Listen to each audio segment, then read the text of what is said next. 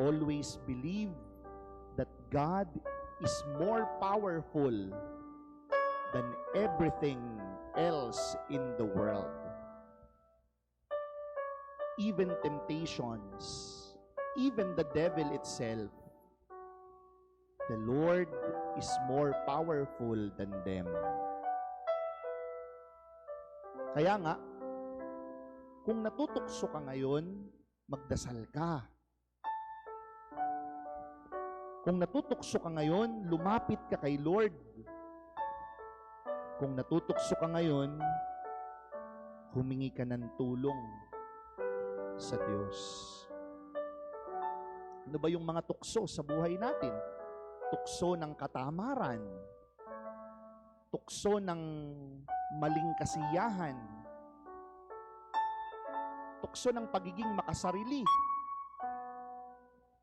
Tukso ng pagsagot sa nanay. Tukso ng hindi pagsunod sa tatay. Everything in this world that makes you afar from God. Humingi ka ng tulong sa Diyos. Lord God, minsan po natutukso kaming maging makasarili. Wala naman kasing makakaalam. Nakatago naman. Masaya naman. Masarap naman. Pero mali pala.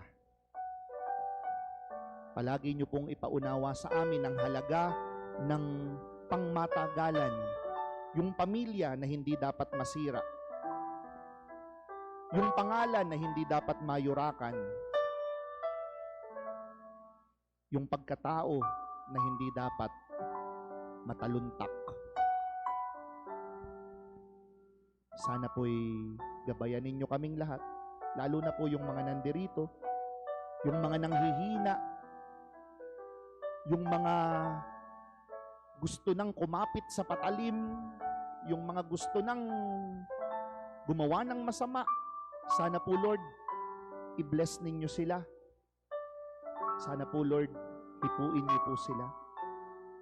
Sana po, Lord, bigyan niyo sila ng lakas para tumanggi sa tukso at kasalanan. Ikaw na po ang bahala sa aming lahat, lalo na po sa mga may dinadalang mabigat.